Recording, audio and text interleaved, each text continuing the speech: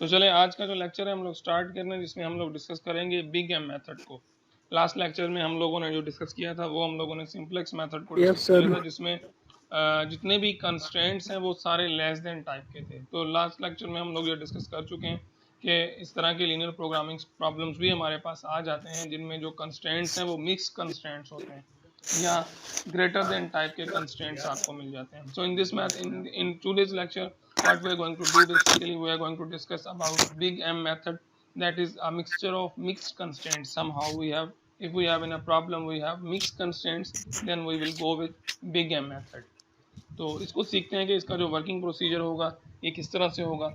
It is almost same है, ये बिल्कुल आपका सिंप्लेक्स मेथड है, लेकिन जो इसका इनिशियल जो सेटअप है वो थोड़ा सा चेंज है as compare to simplex method. तो जिनको सिंप्लेक्स मेथड क्लियर है दैट्स रियली गुड, और जिनको क्लियर नहीं है वो लास्ट लेक्चर्स दोबारा से अच्छी तरह से देख के और उस लेक्चर को दोबारा से रिव्यू कर लें, ताकि अगर आपको सिंप्लेक्स मेथड क्लियरली समझ में आएगा तो ये वाला जो मेथड है वो आप बड़ी आसानी से इसको यूज़ कर सकते हैं। ऐसे कंस्टेंट्स जिनमें जो है वो आपके जो ग्रेटर देन या लेस देन वाले कंस्टेंट्स हैं तो उनके लिए आप इसको बड़ी आसानी से यूज़ कर सकते हैं। तो ये बहुत सिंपल हो जाता है फिर। लेकिन अगर आपने इसमें जो है वो सिंप्लेक्स मेथड आपने सही तरह से नहीं पढ़ा तो ऑब्वियसली आप लोगों के लिए फिर उसमें प्रॉब्लम होने वाली है। तो पहले तो आप जो है वो अपना सिंप्लेक्स मेथड को जो है वो कवर कर लें। सिंप्लेक्स मेथड जो है वो कवर करना ज़रूरी होगा आप लोगों के लिए, ताकि आप लोगों को जो चीज़ें हैं वो आसानी से समझ में आ सकें। तो स्टार्ट करते हैं बिग एम मेथड से। In lesson structure we have big M method, we have two phase method, we have degeneracy, we have multiple solutions, we have unbounded solution, we have unfeasible solution, some self assessment questions, some basic terms and some further references for today's lecture. So कोशिश करेंगे जहाँ तक हम लोग आज discuss कर सके वो करते हैं, लेकिन आज बिग एम मेथड को डिस्कस करेंगे। And what are the objective of today's study are? Objectives are, after studying this lesson you should able to discuss the big M method and two phase method. Big M और two phase method को discuss करने के काबिल हो जाएं। Discussion on different types of linear programming solution in the context of simplex method. Simplex method में graphical method में हम लोगों ने different type of solution पढ़े थे। Unbounded solution, infinite solution, unique solution, multiple solution, no solution. वही types हम लोग अगर आप सिंप्लेक्स टैब्लो यूज़ कर रहे हैं तो उसमें से वो किस तरह से आप फाइंड करेंगे कि इसमें कौन सा टाइप का सोल्यूशन है, वो भी आज डिस्कस करेंगे। और discussion on maximization versus minimization problem, और लास्ट में हमारी जो डिस्कशन होगी वो मैक्सिमाइजेशन और मिनिमाइजेशन के प्रॉब्लम्स के हवाले से डिस्कशन हमारी होगी। 3.21 में सबसे पहले हमें बिग एम मेथड की डेफिनेशन मिल जाती है। Simplex method for linear programming which greater than equal to and equality constraints needs a modified approach, this is known as big M method. यानी कि अगर आपने सिंप्लेक्स मेथड अप्लाई करना है किसी ग्रेटर देन कंस्ट्रेंट पे या इक्वालिटी कंस्ट्रेंट पे, अब ये चीज़ आपने ख्याल करनी है, most of the time we have used the simplex method for less than constraints only, जो कि सिंपल सिंप्लेक्स मेथड है। हम काफ़ी दफ़ा मैं आप लोगों के साथ ये डिस्कस कर चुका हूँ कि सिंपल सिंप्लेक्स मेथड में लेस देन वाले कंस्ट्रेंट टाइप होते हैं। For example, if you are interested to apply the simplex method on the constraints like greater than or equal to or equality constraints, then we have to modify the simplex method, and that modification is called somehow a big M method. Are you getting my point? That modification is called somehow big M method. If you have any query, any question regarding today's lecture, you can raise your hand. I am monitoring your chat and I shall answer your question, no problem. At any time you can raise your hand if you have any question. Please don't unmute your mic because we are going to record this today's lecture. So कोई भी question है तो फौरन से अपना raise hand कर लें तो हम लोग उसको डिस्कस कर लेंगे। The LP is transformed to its standard form by incorporating a large m coefficient m. जो लीनियर प्रोग्रामिंग है, लास्ट लेक्चर में हम लोगों ने जो ट्रांसफॉर्म स्टैंडर्ड फॉर्म में जो कुछ भी मॉडिफिकेशन नहीं की थी, जस्ट स्लैक वेरिएबल ऐड किए थे, लेकिन इसमें हम लोग लार्ज कोफिशिएंट ऐड करेंगे, जो यानी कि एक जी ऑब्जेक्टिव फंक्शन में एक फोर्सली वेरिएबल ऐड करेंगे जो बहुत बड़ा कोफिशिएंट होगा।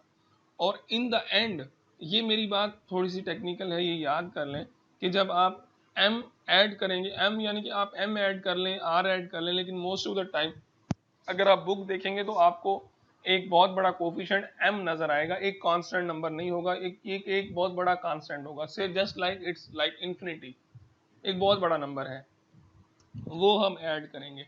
लेकिन जब हम लोग प्रॉब्लम को सॉल्व कर लेंगे, आखिर में जब हमारे पास इसका सलूशन आएगा, तो इस m का इफेक्ट आपके प्रॉब्लम पे नहीं होगा, ये ऑटोमेटिकली वैनिश हो जाएगा, गायब हो जाएगा, इसका इफेक्ट जो है वो आपके प्रॉब्लम से हट जाएगा।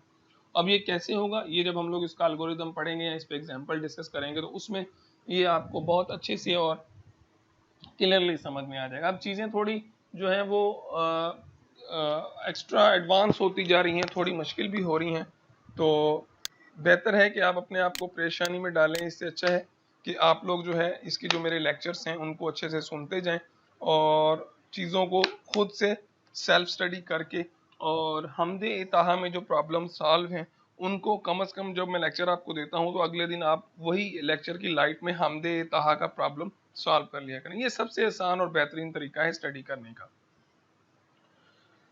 तो आपने जो एलपी है, you have to transform its standard form by incorporating a large cost coefficient. आपने एक जो आपकी लीनियर प्रोग्रामिंग है उसमें एक लार्ज कोफिशिएंट m को इंक्लूड करना है। उसके बाद इसका प्रोसीजर क्या होगा वो देखते हैं। Transformation of linear programming problem for big M method. अब बिग एम मेथड के लिए क्या तरीकेकार आप अप्लाई करेंगे।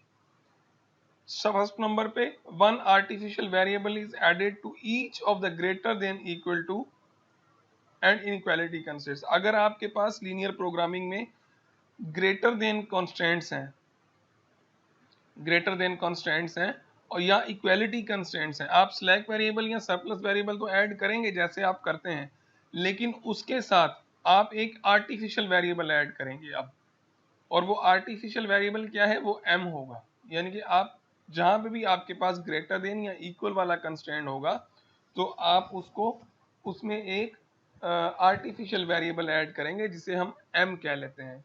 वो क्यों ऐड करेंगे, to ensure the initial basic feasible solution.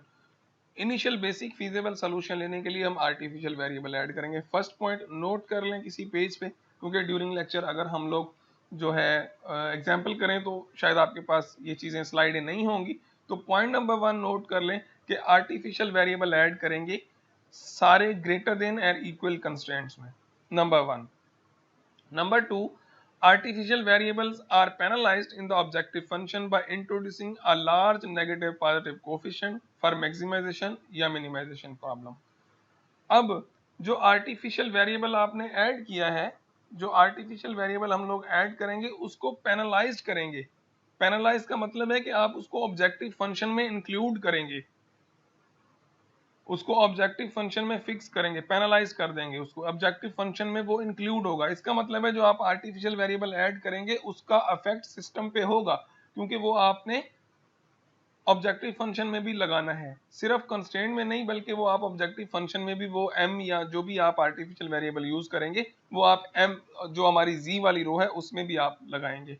और वो लास्ट में अगर आपको याद हो तो जब हम लोगों ने सिंप्लेक्स मेथड स्टार्ट किया था तो आपने जो स्लैक वेरिएबल ऐड किए थे उनके कोफिशिएंट इनिशियल टैब्लो में 0 थे।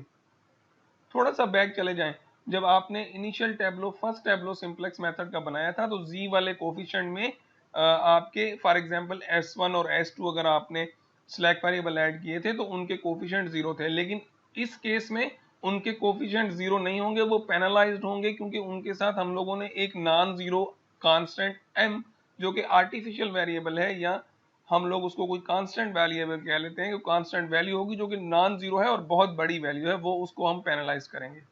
ऑब्वियसली प्रॉब्लम हो रहे होंगे, लेकिन फिलहाल आप सिर्फ प्रोसीजर सुन लें, उसके बाद हम लोग इस पर डिटेल डिस्कशन करेंगे।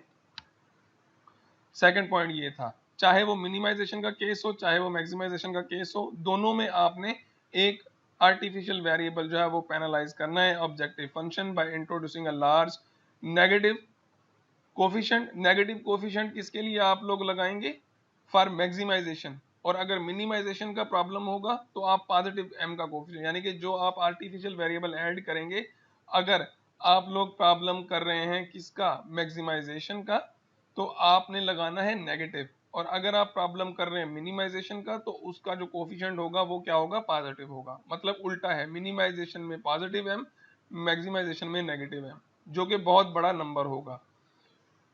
Cost coefficients which are supposed to be placed in the zero in the initial simplex tableau are transformed by pivotal operation considering the column of artificial variable as pivot column and the row of the artificial variable as pivotal row।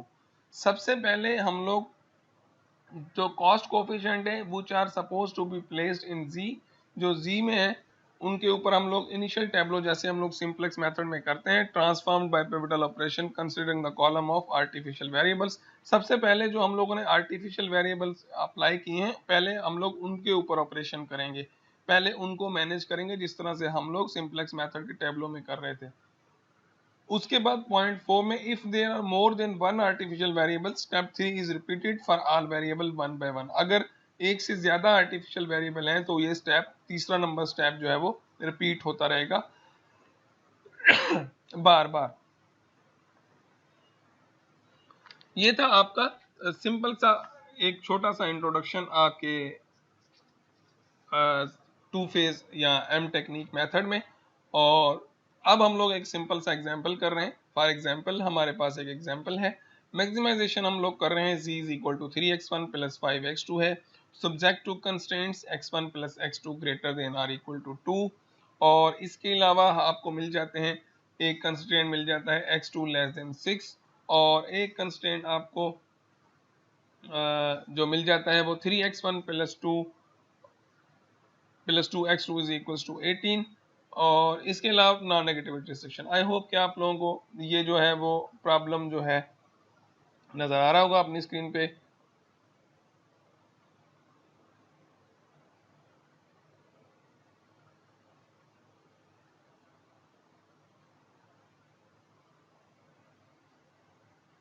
तो इस problem को अब हम लोग अगर आप गौर से देखें, अगर आप लोग थोड़ा सा सेंसिबल तरीके से इसको चेक करें तो आपको यहाँ पे देखें दो चीज़ें मिल जाती हैं। एक तो ये वाला कंस्ट्रेंट जो है वो ग्रेटर देन है, और यहाँ पे आपको इक्वल कंस्ट्रेंट भी मिल जाता है। तो ऑब्वियसली जो सिंपल सिंप्लेक्स मेथड है वो इस प्रॉब्लम पे अब अप्लाई नहीं होगा। अगर ये लेस देन वाले टाइप के होते तो हम लोग जो है वो सिंप्लेक्स मेथड। अब बहुत सी बुक्स या काफ़ी सारे क्वेश्चन पेपर में आप लोगों को इस तरह का, जैसे आपकी स्क्रीन पे प्रॉब्लम है, इस तरह का प्रॉब्लम मिल जाता है और कहा जाता है अप्लाई सिंप्लेक्स मेथड। तो ये अब आपने खुद सोचना होता है कि भाई इस पे सिंप्लेक्स मेथड नहीं लगेगा, इसका मतलब है you need to modify this method. तो मॉडिफिकेशन आप बिग एम मेथड कर लेते हैं। बहुत से क्वेश्चन पेपर में बिग एम मेथड का जिक्र नहीं होता, सिंपली वो कहते हैं अप्लाई सिंप्लेक्स मेथड। तो अब आपने टेक्निकली सोचना होता है कि जो बिग एम मेथड है वो मॉडिफिकेशन है सिंप्लेक्स मेथड की, बेसिकली वो भी सिंप्लेक्स मेथड है लेकिन उसको मॉडिफाइड या हम बिग एम मेथड भी कहते हैं। तो आप ऑटोमेटिकली स्विच कर जाएंगे बिग एम मेथड पे। क्या इसके अलावा हम आगे और मेथड भी पढ़ेंगे जो मिक्स कंस्ट्रेंट के लिए यूज होते हैं, तो आप उनमें से कोई भी मेथड यूज कर सकते हैं, फिर आप फ्री होते हैं। समझ रहे हैं मेरी बात को? तो ये चीजें नोट करने की, ये बुक्स नहीं लिखती, बहुत सी बुक्स में लिखा होगा कि आप I am going to apply simplex method, और आप देख रहे होंगे यार ये कह रहा है कि मैं सिंप्लेक्स मेथड अप्लाई करूं, लेकिन सिंप्लेक्स मेथड सर ने तो कहा था ग्रेटर देन वाले कंस्टेंट पे अप्लाई नहीं होगा। वो होगा लेकिन उसमें मॉडिफिकेशन करनी पड़ती है। मॉडिफिकेशन जब करते हैं तो उसी मेथड को हम बिग एम मेथड कहते हैं। या कभी कभी हम बहुत सी बुक्स या इंटरनेट पे अगर आप वीडियोस देख रहे हैं तो वहां पे उसको simplex method, modified simplex method कह देते हैं, या सिंप्लेक्स मेथड कह देते हैं, या सिंप्लेक्स मेथड 2 कह देते हैं। तो हर किसी का अपना एक जो है वो लिखने का अंदाज होता है। तो ये पॉइंट जो है, जो जो चीजें मैं आप लोगों के साथ बातें करता हूँ वो आप नोट कर लिया करें। और अब अंदाजा आप लोगों को हो गया होगा कि मैंने आप लोगों से जो आप लोगों का वर्बल एग्जाम था उसमें आप लोगों ने कितने क्वेश्चन के किसने सही आंसर दिए, वो आप सबको पता है कि आपसे जो मैंने सवाल पूछे वो किस तरह से थे और आपने क्या जवाब दिए। तो उससे आपकी तैयारी का अंदाजा नजर आ जाता है। पेपर तो आपने ऑनलाइन करना था, वो सारा कुछ था, वो तो आप लोगों ने अच्छा किया होगा। ऑब्वियसली मैं अभी चेक करूंगा आज या कल, इंशाल्लाह एक दो दिन में आपको रिजल्ट्स मिल जाएंगे। लेकिन आपकी असली जो आउटपुट थी वो आपके वर्बल एग्जाम में थी कि आप लोगों ने कितना कोर्स को पढ़ा है। तो कुछ स्टूडेंट ने से मैं बड़ा इंप्रेस हुआ कि उन्होंने बिल्कुल बहुत अच्छे यानी कि टेक्निकल तरीके से आंसर दिए, और कुछ लोगों ने मुझे ऑब्वियसली जो है वो इतना सेटिस्फिकेशन नहीं थी मुझे कि उन्होंने जस्ट आंसर्स दिए लेकिन वो उस लेवल के नहीं थे। लेकिन कुछ स्टूडेंट ऐसे भी थे जिन्होंने, मैंने 3 क्वेश्चन फ्रॉम ईच स्टूडेंट तकरीबन पूछे, उन्होंने 3 के 3 क्वेश्चन के सही आंसर दिए, बल्कि यानी कि कहा जाए कि उन्होंने जो उन्होंने स्टडी किया था वो नज़र आ रहा था कि इन लोगों ने चीज़ों को पढ़ा है, किस तरह से इन्होंने स्टडी किया है। खैर वो तो अलग बहस है। तो आइए अब इस प्रॉब्लम को ट्रांसफॉर्म करते हैं, इसका फर्स्ट टैब्लो बनाते हैं। तो ऑब्वियसली इसके टैब्लो में जो है वो हमें क्या करना पड़ेगा, ग्रेटर देन वाला कंस्ट्रेंट है तो यहाँ पे स्लैक वेरिएबल ऐड नहीं होगा, सरप्लस वेरिएबल ऐड होगा। और लेस देन वाला कंस्ट्रेंट है तो ऑब्वियसली यहाँ पे स्लैक वेरिएबल ऐड होगा। इक्वल वाला कंस्ट्रेंट जो है इसमें भी आपके पास जो है चीज़ें ऐड होंगी। सबसे पहले इनकॉर्पोरेटिंग आर्टिफिशियल वेरिएबल, स्टेप 1 में मैक्सिमाइजेशन। तो जो z है उसमें हम लोगों ने क्या कर दिया है आपका यहाँ पे सबसे पहले तो आप कंस्ट्रेंट्स में देखें, यहाँ पे लेस देन वाली सैम्पल थी, इसको इक्वल में चेंज करने के लिए आपने आर्टिफिशियल वेरिएबल नहीं, यहाँ पे आपने सरप्लस वेरिएबल ऐड किया है।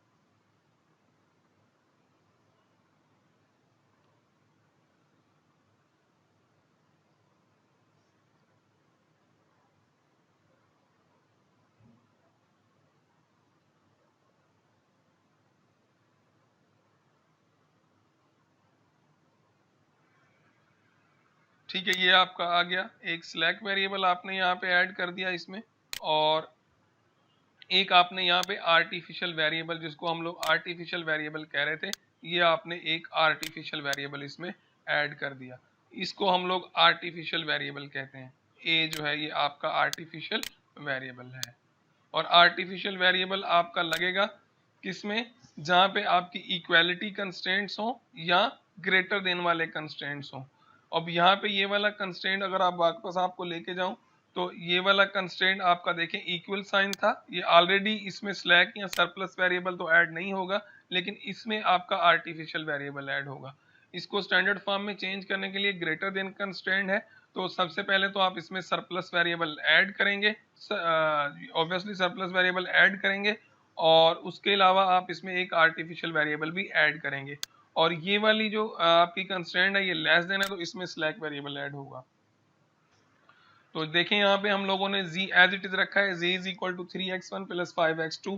सबसे पहले आपने z को सेट नहीं करना, सबसे पहले आपने कंस्ट्रेंट्स को सेट करना है, और कंस्ट्रेंट्स की लाइट में आप z फंक्शन को बनाएंगे। अब सबसे पहला कंस्ट्रेंट जो है वो आपका है ग्रेटर देन वाला था, तो ग्रेटर देन वाले के लिए आपने x3 as a surplus variable यहाँ पे सब्ट्रैक्ट किया है, और प्लस a1 जो पहला स्टेप था आपने आर्टिफिशियल वेरिएबल ऐड किया है, फोर्सली आपने अपनी तरफ से ऐड किया है। जो आर्टिफिशियल वेरिएबल आपने फोर्सली ऐड किया है उसको आपने z में भी रखना है, क्योंकि इसका इफेक्ट सिस्टम पे होगा, और इसका मतलब है अगर आपने खुद से कोई वैल्यू ऐड की है तो वो z को अफेक्ट करेगी, इसलिए इस आर्टिफिशियल वेरिएबल को हम z में भी रखेंगे। तो ये a1 यहाँ z में आ गया। ये वाली जो थी लेस देन वाली थी कंस्टेंट, तो इसमें आपने स्लैक वेरिएबल ऐड किया है, ये आपका सरप्लस वेरिएबल स्लैक वेरिएबल है, सॉरी x4 आपने ऐड किया है स्लैक वेरिएबल, और इक्वल टू 6 कंस्टेंट आपने एज इट इज सेट कर दिया, इसमें कोई भी आर्टिफिशियल वेरिएबल आपने नहीं लगाना। और उसके बाद जो आपका थर्ड कंस्टेंट है, अगर आप इसको देखें 3x1 प्लस 2x2, ये भी आपका इक्वल साइन था गिवन ऑलरेडी क्वेश्चन में, तो यहाँ पे कोई ना तो स्लैक वेरिएबल ऐड होगा ना सरप्लस वेरिएबल ऐड होगा, सिंपली आपने एक आर्टिफिशियल वेरिएबल जो है जिसको हम a2 कह रहे हैं वो आपने ऐड किया है। ये प्रॉब्लम आपका सेट हो गया। जब आपने कंस्ट्रेंट को सेट कर लिया तो इसकी लाइट में आपने देखना है कि आपके पास कितने आर्टिफिशियल वेरिएबल्स हैं, एक ये वाला आर्टिफिशियल है, एक ये वाला, ये दोनों जी में एनालाइज करेंगे। जब आप जी में रखेंगे ये, तो आप उसके साथ m मल्टीप्लाई करेंगे, नॉन जीरो कांस्टेंट। और अगर प्रॉब्लम मैक्सिमाइजेशन का है तो m का कोफिशिएंट क्या होगा, पिछले में आपने देखा है कि अगर प्रॉब्लम मैक्सिमाइजेशन का है तो m माइनस होगा, तो ये माइनस जो है ये वो आर्टिफिशियल वेरिएबल m की है जो हमने ऐड किया है। और अगर ये मिनिमाइजेशन का प्रॉब्लम होता तो m प्लस होता, ये आपने ख्याल रखना है। मैक्सिमाइजेशन में माइनस m, मिनिमाइजेशन में प्लस m, मल्टीप्लाई किसके साथ करना है, जो आर्टिफिशियल वेरिएबल a1 a2 आपने ऐड किए। आई होप कि यहाँ तक आपको समझ में आ गया होगा। अब हम लोग इसको ट्रांसफॉर्म करेंगे फर्स्ट टेबल में। तो फर्स्ट टेबल आपका ये बन गया, considering the objective function and the first constraint, ये आपकी जी की रो हो गई, और ये आपका जो है वो सिंपली आपका फर्स्ट पिवटल रो। क्योंकि जब आपने फर्स्ट टेबलो बना लिया था तो आपको याद होगा कि हमने सबसे जो पहला ऑपरेशन करना है, जो हमने पिवटल ऑपरेशन हमने करने हैं, जो हमने आर्टिफिशियल वेरिएबल ऐड किए थे उन कॉलम्स पे, उनको हमने पहले सॉर्ट आउट करना है। तो अब ये क्या होगा, अब हमारे पास अगर आप ये देखें तो अगर आप याद करें, अब मुझे क्या करना है, इनके कोफिशिएंट जो है वो ख़त्म करने हैं, ये वाले, ये जो जहाँ पे सर्किल लगा हुआ है इसके कोफिशिएंट को मुझे वैनिश करना है। अब मैं क्या करूँगा, अब अगर मुझे इसके कोफिशिएंट को ज़ीरो करने हैं, बेसिकली ये आपका वही अब मेथड है जो आप पढ़ के आए हैं, एलिमिनेशन, गॉस जॉर्डन एलिमिनेशन या रो ऑपरेशन। बेसिकली मुझे अब इसको जीरो करना है। यहाँ पे ए है, इसका मतलब है कि अगर मैं इस इक्वेशन के साथ ए मल्टीप्लाई करके इसमें से एम मल्टीप्लाई करके, सॉरी, अगर मैं इस इक्वेशन के साथ एम मल्टीप्लाई करूँ यहाँ पे और इस पूरी में से सब्ट्रैक्ट कर दूं, तो ये टर्म आपका क्या हो जाएगा, जीरो हो जाएगा। जहाँ जो शुरू में हम लोगों ने डिस्कस किया था कि पिवटल ऑपरेशन आपने स्टार्ट करने हैं कहाँ से, अपने आर्टिफिशियल वेरिएबल जो आपने ऐड किए हैं वहां से। तो चलो ये देखो, bye pivotal operation on E1 यानी कि फर्स्ट रो में से माइनस कर रहा हूँ m इंटू E2, इसमें से सेकंड रो को m मल्टीप्लाई करके इसमें से माइनस करूंगा तो मेरे पास ये रिजल्ट आ जाएंगे।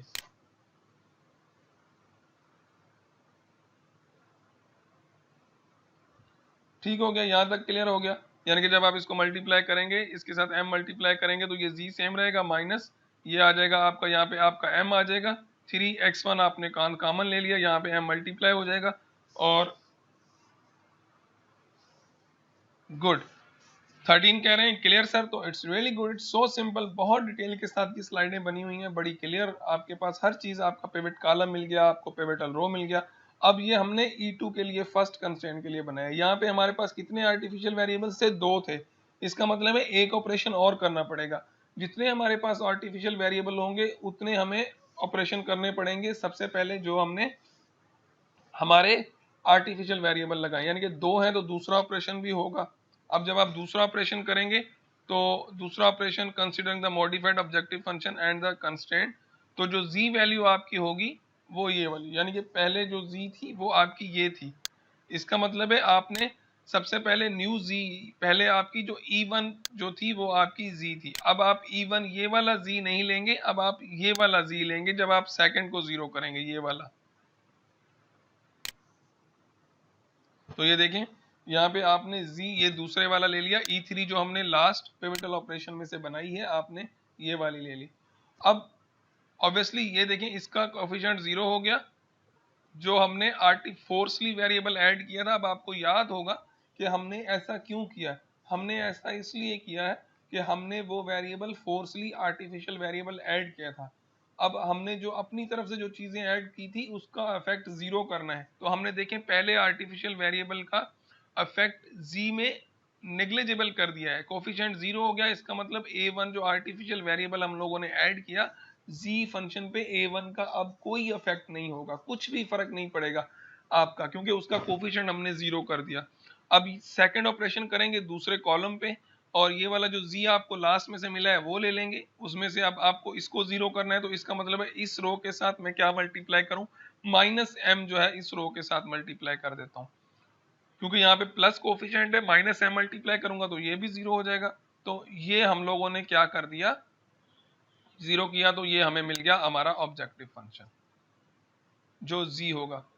बेसिकली अगर मैं आप लोगों को इसको मजीद सिंपल करके बताऊं तो ये हमने क्या किया है, ये हमने बेसिकली, अगर मैं इसको आप लोगों के लिए यहाँ पर लिखूं, फॉर एग्जांपल हम लोग अगर इसका टेबल बना लें, लेट मी थिंक कि मैं आप लोगों के लिए इसमें क्या कर सकता हूँ।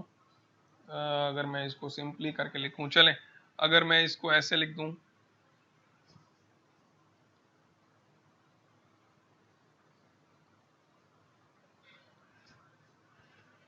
z इज इक्वल टू, यहाँ पे आपके आ गए 3x1, लिखने में काफ़ी प्रॉब्लम होगी, ये आप ऐसे कर सकते हैं। अच्छा चलें, मुझे जो आप z बनाते हैं, चलें 3x1, ये मैं अगर इसको ऐसे लिख लूँ प्लस 5x2, चलें ये स्टेप समझने की कोशिश कीजिएगा, मैं आप लोगों के लिए बहुत आसान कर रहा हूँ इस स्टेप को, यानी कि आप अगर डायरेक्ट से ये स्टेप करना चाहते हैं तो आप ये भी कर सकते हैं। बेसिकली ये मैं z की वैल्यू लिख रहा हूँ, यहाँ पे ये z है, और इसको हम लोग इस तरफ शिफ्ट करेंगे तो ऑब्वियसली ये जो है ये माइनस हो जाएंगे, तो मैंने इसको पहले इस तरफ शिफ्ट कर दिया, z माइनस 3x1। ये स्टेप गौर से देख लें, अगर इसमें आपको समझ में आ जाए तो वेल एंड गुड, अगर ना आए तो फिर क्वेश्चन पूछ सकते हैं। बड़ा मज़ेदार मेथड है ये। और ये माइनस 5x1 और ये प्लस m8 हो जाएगा आपका, ये plus M A one M और ये ए वन ये आपका हो गया, और plus M A two. Muzaffar आपको मेरी आवाज आ रही है? जरा अनम्यूट करो, मुझे एक सवाल पूछना है।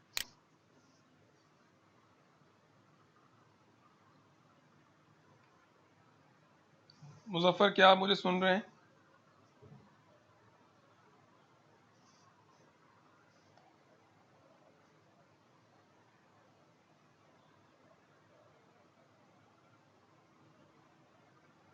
थर्टीन क्या आपको मेरी आवाज आ रही है? जी सर। अच्छा, अब मेरा सवाल ये है कि जब हम लोग सिंप्लेक्स मेथड यूज करते हैं तो इनिशियल बेसिक फीजेबल सोल्यूशन कैसे फाइंड करते हैं?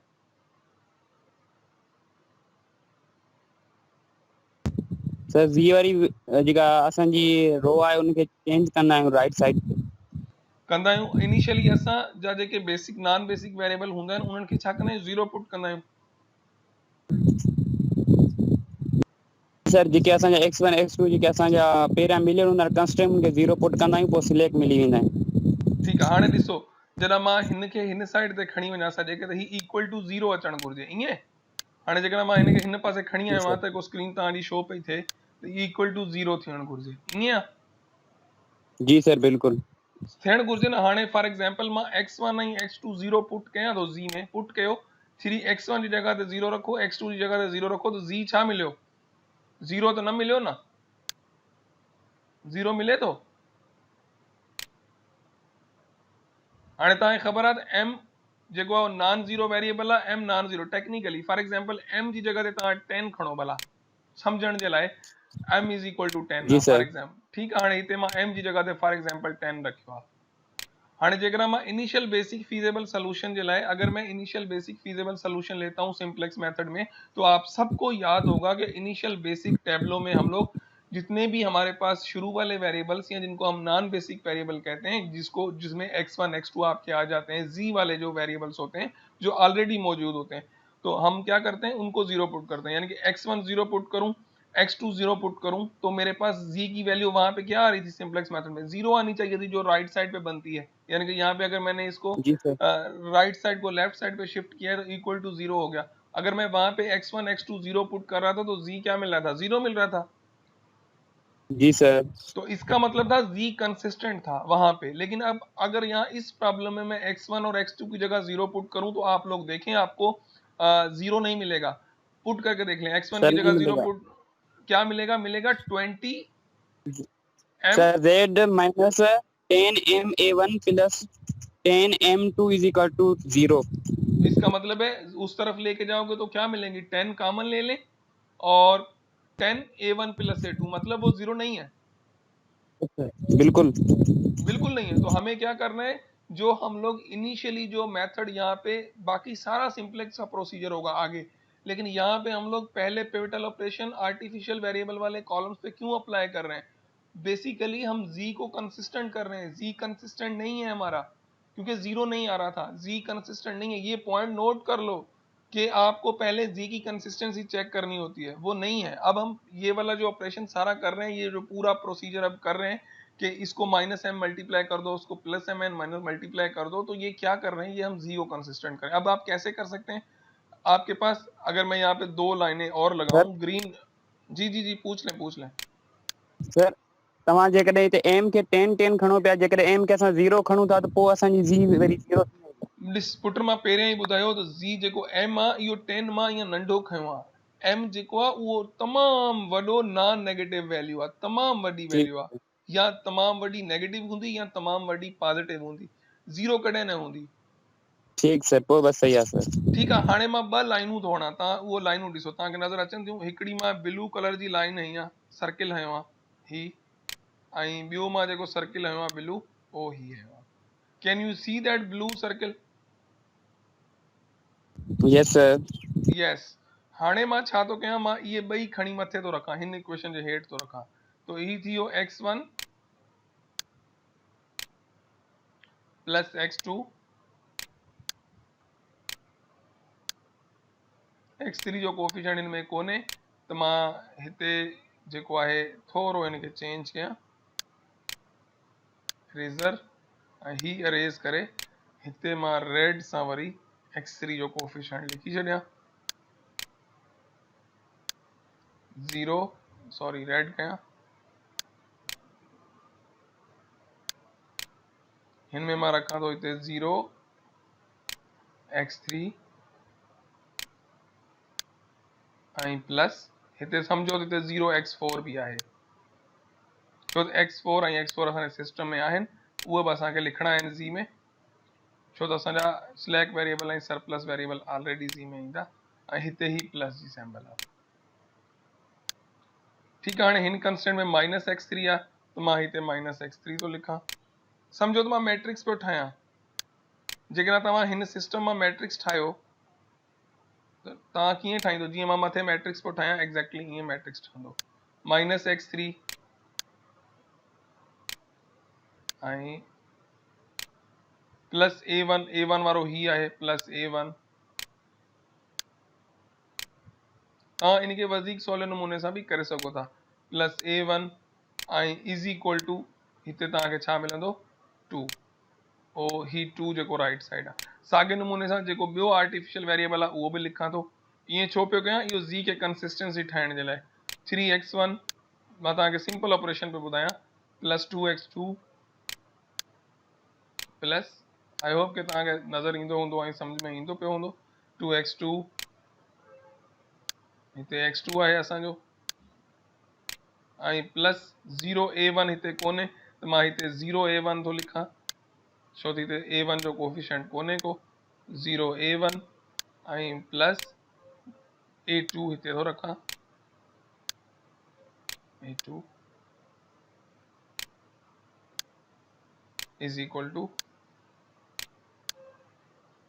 18 ठीकु आहे इट्स सो सिंपल हाणे असांखे जेकॾहिं पिवटल ऑपरेशन करिणो आहे त तव्हां या त अलॻि अलॻि कयो जीअं मां स्लाइडनि में पहिरियां हिकिड़ी रो सां कयो पोइ ॿी रो सां कयो हिते तव्हां गॾु ई ॿई करे छॾियो फॉर एग्ज़ाम्पल जेकॾहिं मूंखे हाणे मां हिते कलर थोरो चेंज कयां तव्हांखे सम्झाइण जे लाइ जीअं तव्हांखे क्लियर शयूं नज़र अचनि रेड ई कयां थो वरी सर मीन्स तव्हां घटाए वरी पोइ एम सां मल्टीप्लिकेशन कंदो एग्ज़ैक्टली मां इहो ई करणु पियो चाहियां त जीअं स्टेप बची वञे ऐं तव्हांखे वधीक सम्झ में अची वञे शायदि बुक में ईअं हुजे हाणे ही लाइन है हाणे मूंखे हिन जो कोफिशिएंट हिन खे 0 करिणो आहे हिन खे 0 करिणो आहे ऐं हिन लाइन खे 0 करिणो आहे ईअं आहे 3m खे 0 करिणो आहे हिन खे 0 करिणो छा कयां हिन में a1 आहे हिन लाइन सां m मल्टीप्लाई कयां ऐं हिते मां सॼी खे m मल्टीप्लाई कयां ईअं साॻी ॻाल्हि जेका हुते करियासीं ऐं हिते छा मल्टीप्लाई कयां हिते बि मां m सां मल्टीप्लाई कयां हिन रो खे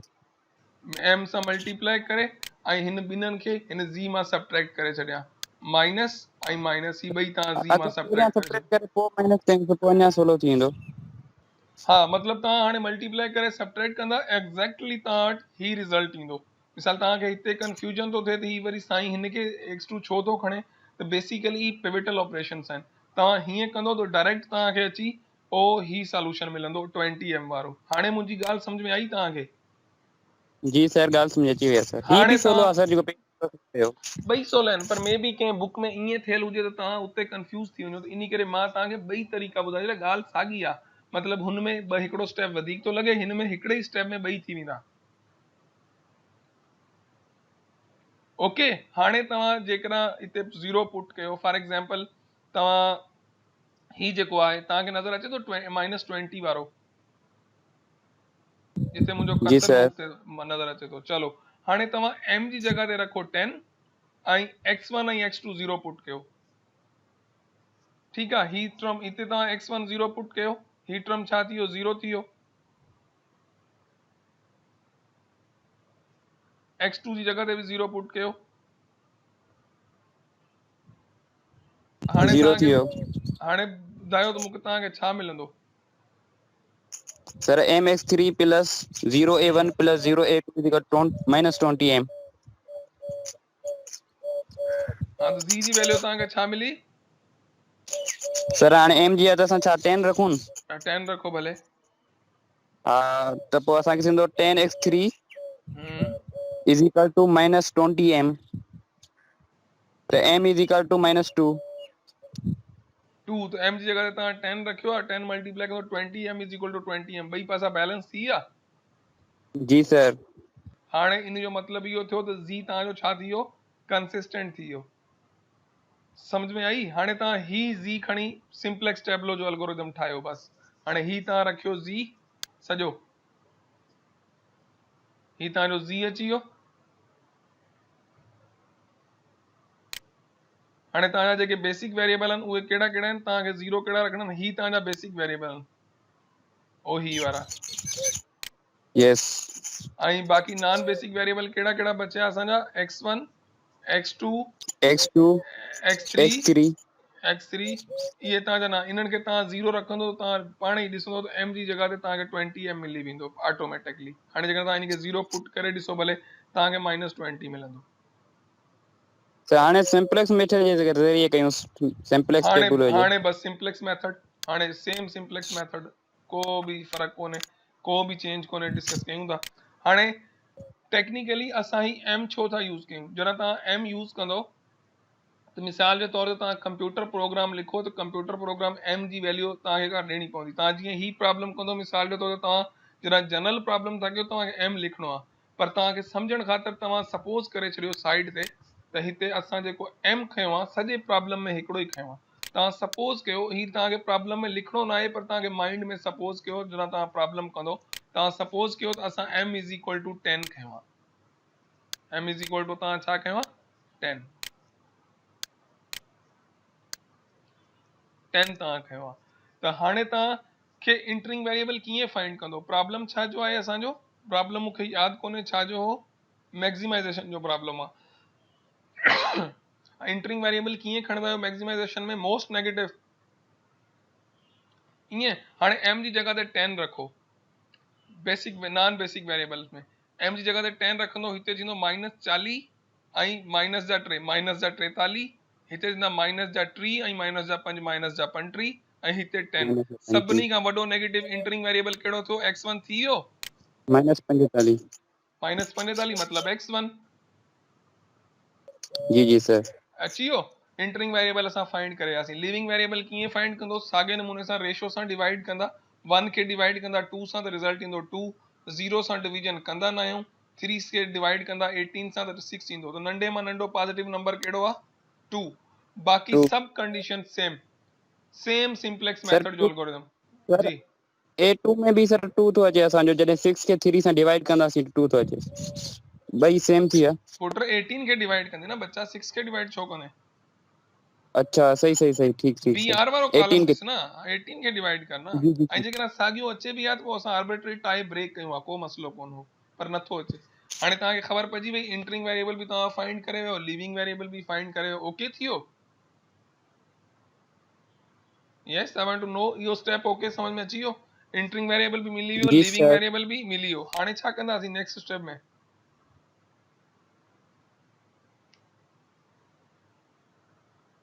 सर अञा हलाईंदासीं प्रोसेस खे जेकॾहिं असांजो हलाईंदासीं नेगेटिव वञे हाणे त हाणे असां पिविट न्यू पिविट रो फाइंड कंदासीं न्यू पिविट रो कीअं फाइंड कंदासीं 4-3 को मेरी आवाज आ रही है 4-3 लेक्चर में है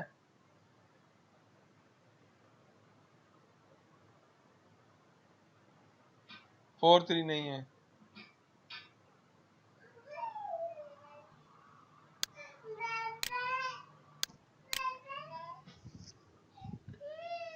क्या हुआ चोरी कर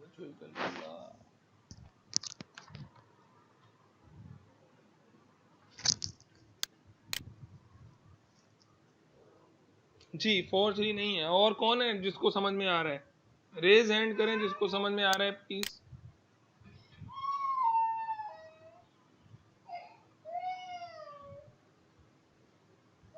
15 को आ रहा है चलें 29-13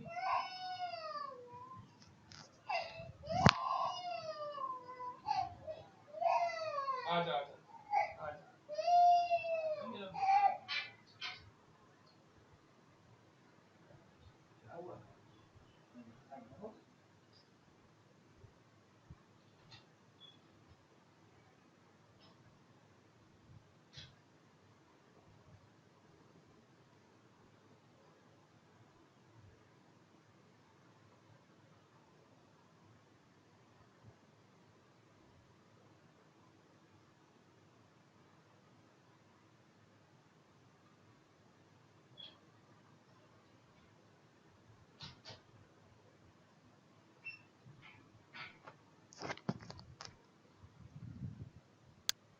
very good, I am impressed कि काफ़ी स्टूडेंट्स हैं जिनको समझ में आ रहा है। 29 ज़रा अनम्यूट करो अब अपना माइक। 29 आपको आवाज़ आ रही है ना? जी सर। हाँ 29, अब मुझे ये बताएं, यहाँ तक आपको समझ में आया? किसी चीज़ ने आपको इरिटेट किया हो तो पूछ लें, उसके बाद मैं अपना सवाल पूछूं। नहीं सर, सब क्लियर है। सब क्लियर है। बहुत सिंपल प्रोसीजर था। इनिशियली थोड़ा सा आपने ख्याल रखना है कि आर्टिफिशियल वेरिएबल कैसे ऐड करने हैं और पैनलाइज कैसे करना है। उसके बाद आपने जी को जी कंसिस्टेंट करना होता है। यानी कि जी को कंसिस्टेंट कैसे करते हैं? कंसिस्टेंट करने के लिए आपने जो नॉन बेसिक वेरिएबल्स हैं आपके, उनको एज आपने जीरो पुट करना होता है। और एक चीज़ आपने नोट की होगी, जो आपके आर्टिफिशियल वेरिएबल्स हैं जो आपने ऐड किए हैं, वो जो जी है सर। इनिशियल टेबलो में आपके पास जो z का कोफिशिएंट बचता है, बेसिकली अगर हम बैक जाएं तो यहाँ पे आपका a1 भी 0 आ गया, a2 भी, x3 आपके पास बच रहा है, और x2 x1 और x3 जो था वो क्या था हमारा? x3 हमारा स्लैक वेरिएबल था, जी स्लैक सर। वेरिएबल था ना x3 हमारा। तो जो स्लैक वेरिएबल होते हैं वो हमारे हमेशा नॉन बेसिक वेरिएबल होते हैं, लेकिन जो सरप्लस वेरिएबल हैं वो हमारे बेसिक वेरिएबल्स में कंसिडर हो जाते हैं। और बेसिक वेरिएबल बेसिकली देखो, मेरी एक बात थोड़ी सी समझ लो कि बेसिक वेरिएबल वो होते हैं जिनका सिस्टम पे इन्फ्लुएंस होता है। अब जो आपने ठीक है सर। सरप्लस वेरिएबल ऐड किया है वो तो ऑलरेडी लेस है, वो छोटी वैल्यू है, उसका सिस्टम पे फर्क नहीं। जो आपने सरप्लस ऐड किया था वो ग्रेटर वाली वैल्यू है, सिस्टम में से सब्ट्रैक्ट किया है वो, तो उसका सिस्टम पे इन्फ्लुएंस है। a1 जो आपने आर्टिफिशियल वेरिएबल आपने ऐड किए हैं वो भी आपके बेसिक वेरिएबल में आ गए। अगर आप पहली आइट्रेशन देखें तो यहाँ पे आपके बेसिक आपके जो आर्टिफिशियल वेरिएबल हैं वो बेसिक हैं, और जो आपने क्या ऐड किया है यहाँ पे, सरप्लस वेरिएबल भी x4। बेसिक है। स्लैक वेरिएबल आपका बेसिक नहीं है, वो नॉन बेसिक है। ये आपने हमेशा याद रख लेना है, ये आप वहां पे भी यही करके आए हैं, सिंप्लेक्स में भी। जी सर, सही। ठीक है, अब मेरा क्वेश्चन आपसे ये है, ये चीज़ें आपको यहाँ तक तो समझ में आ गई। अब मेरा सिंपल सा एक क्वेश्चन है कि आपने इंटरिंग वेरिएबल भी फाइंड कर लिया, आपने लीविंग वेरिएबल भी फाइंड कर लिया, उसके बाद हम करते हैं क्या? फाइंड करते हैं इंटरिंग वेरिएबल फाइंड करने के बाद, लीविंग वेरिएबल फाइंड करने के बाद नेक्स्ट प्रोसीजर क्या होता है हम लोगों का? सर न्यू पिवटल रो होती है, वो फाइंड न्यू करते हैं। पिवटल रो होती है। न्यू पिवटल रो इस प्रॉब्लम में आपकी क्या होगी? क्योंकि यहाँ पे सर ये जी ये जी जी सेम सर। ये सेम ही होगी। खुशकिस्मती से यहाँ से कोफिशिएंट 1 है तो ये सेम जी सर। होगी। बहुत से बच्चों ने जो है यहाँ पे गलतियां की, जब घर पे प्रॉब्लम कर रहे थे तो सेम रो रख रहे थे, लेकिन यहाँ पे खुशकिस्मती से कोफिशिएंट 1 है। अगर यहाँ पे 2 होता तो मैं इस पूरी रो को क्या करता? 2 से मल्टीप्लाई करता। डिवाइड करता। बेटा क्या हो गया? डिवाइड डिवाइड जी जी जी सर। जी जी। डिवाइड। डिवाइड करता। लेकिन यहाँ पे खुशकिस्मती से हम लोगों को कोफिशिएंट 1 मिल रहा है, तो ये न्यू पिवटल रो हमारी यही होगी, या न्यू रो हमारी ये होगी। इसके बाद वाला प्रोसीजर क्या होता है? फिर हम क्या बनाते हैं? न्यू जी बनाते हैं। जी सर। न्यू जी कैसे बनाएंगे? ओल्ड जी। सर वो हाँ हाँ, जी सर। बताएं सर जरा। ओल्ड जी, और उसमें से जो उसका पिवटल जो कोफिशिएंट है, मतलब उससे हम। 3 माइनस 4m, माइनस यही से है। जी सर। पिवट को मल्टीप्लिकेशन करेंगे न्यू और रो से। उसमें से सब्ट्रैक्ट कर देंगे, ऐसा ही है। जी सर। जी तो जी सर। सर। चलो, तो ये देख लो। फिर ये जब आप ये सारा प्रोसीजर करोगे, न्यू जी बनाओगे, फिर इंटरिंग वेरिएबल a1 की जगह पे कौन आ जाएगा? x1 आ जाएगा। नेक्स्ट स्टेप में देख लें, a1 की जगह x आ गया। ये प्रोसीजर आप तब तक करते जाएंगे। अब ये प्रॉब्लम घर पे कंप्लीट करना है आप लोगों ने, सेम प्रोसीजर है, तब तक करते जाएंगे। कब तक करेंगे ये प्रॉब्लम? जब तक जब तक नेगेटिव आए। z के सारे कोफिशिएंट मैक्सिमाइजेशन का प्रॉब्लम है तो सारे के सारे क्या हो जाए? पॉजिटिव हो जाए। जब पॉजिटिव हो जाएंगे तो स्टॉप कर पॉजिटिव हो जाएं। जाएंगे। तो आखिरी स्टेप देख लें, जी सर। यहाँ पे आपके पास कोई भी ऐसा कोफिशिएंट नहीं है z में जो नेगेटिव हो। यहाँ पे कोई नेगेटिव नजर आ रहा है आप लोगों को? यहाँ पे नो सर। कोई भी नेगेटिव नहीं है z में। इसका मतलब है ये वाला जो चौथा नंबर आइट्रेशन का टेबलो है, ये हमारा क्या है? आपका ऑप्टिमल सॉल्यूशन और ऑप्टिमल टेबलो है। ठीक हो गया है? जी सर। अब आपका फॉरम जो है वो क्वेश्चंस के लिए ओपन है। नेक्स्ट लेक्चर में हम लोग डिस्कस करेंगे टू फेज मेथड को। ये इससे भी ज़्यादा मज़ेदार मेथड है, और काफ़ी बुक्स में अगर आप देखेंगे, जैसे आप अगर फॉर एग्जांपल हमदे ताहा को देखें तो वहां पे वो m की वैल्यू सपोज कर लेता है। अगर आप चाहें किसी प्रॉब्लम को m टेक्निक से सॉल्व करना चाहें तो रैंडमली आप अपनी कोई भी वैल्यू चूज कर लेते हैं। फॉर एग्जांपल मैं आपको आगे कभी टेस्ट लूं आप लोगों का और मैं आपको कहूं कि सिंपलेक्स मेथड से मैंने टेस्ट लेना है और सिंपलेक्स मेथड का प्रॉब्लम सबको सेम दे दूं, लेकिन हर बंदे को कहूं कि m की जगह पे अपने रोल नंबर के लास्ट डिजिट रखे। फॉर एग्जांपल अगर किसी का रोल नंबर 40 है तो वो m की जगह 40 लेगा, अगर किसी का रोल नंबर 2 है तो वो m की जगह 2 लेगा, अगर किसी का रोल नंबर 100 है तो वो m की जगह क्या लेगा, 100 लेगा।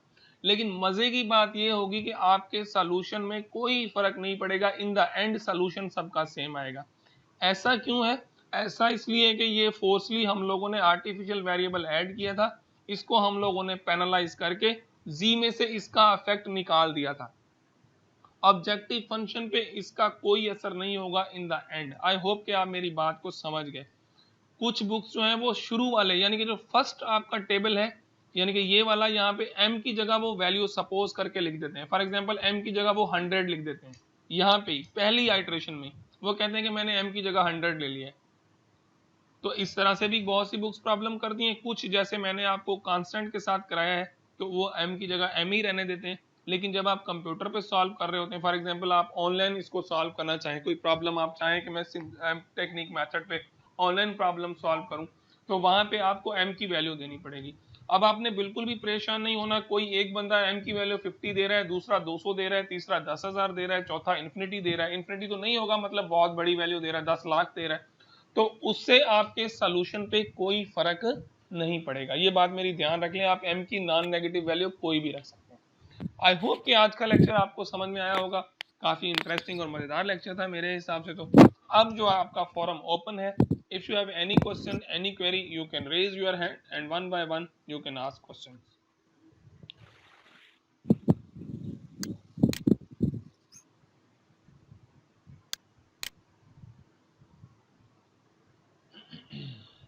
सर रेज हैंड करें, मैं आता हूं आपकी तरफ। रिकॉर्डिंग बंद किया।